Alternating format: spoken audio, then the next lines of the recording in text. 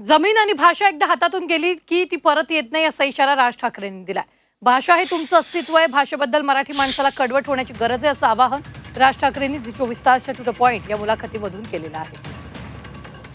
तर तुम्ही आता भाषेचा मुद्दा या निवडणुकीत तुम्ही म्हटलात की भाषेवर नाही पण प्रश्न असा आहे की ह्या भाषा हा मुद्दा मला असं वाटतं अजूनही महाराष्ट्रामध्ये तो रुजायचा आहे। किती वरवर जरी बोलत राहिलो म्हणजे ज्याला आपण कडवटपणा ज्याला म्हणतो आपण, कळलं का, जो तामिळींकडे आहे, जो तुम्हाला केरळामध्ये दिसतो, कशाला लांब कशाला जाऊ, तुम्हाला गुजरातांमध्ये दिसतो।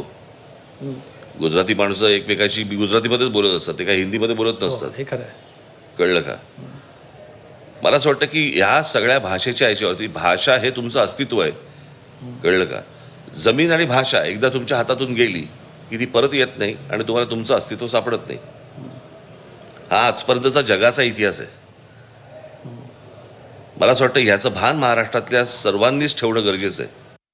तर याच संदर्भात ताजे अपडेट देत आहेत आपल्या प्रतिनिधी मनश्री पाठक। मनश्री, भाषेबद्दल मराठी माणसाला कडवट होण्याची गरज आहे असं आवाहन राज ठाकरेंनी 24 तासच्या टू द पॉइंट या मुलाखतीत केलंय।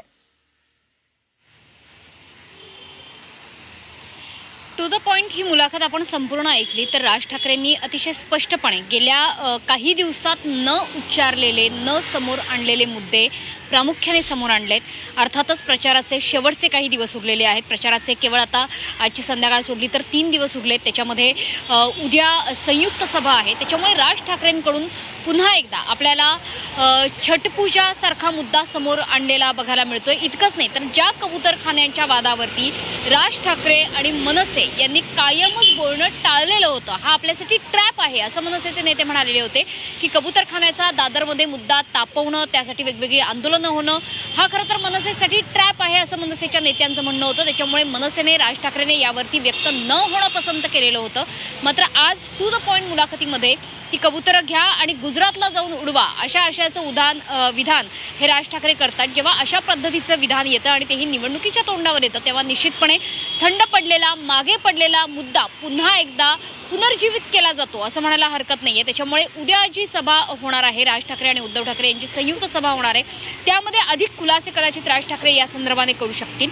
मात्र तुर्तास आपल्याला हे समजायला हरकत नाहीये की राज ठाकरेंनी टू द पॉइंट या मुलाखतीतून जी मनसेची एक जो महत्वाचा USP आहे की मराठी हा जो मनसेचा USP आहे तो प्रामुख्यानं वारंवार अगदी मनश्री, धन्यवाद ताजे अपडेट देण्यासाठी। आम्ही वेळोवेळी तुमच्याकडून या संदर्भातले ताजे अपडेट घेत राहणार आहोत।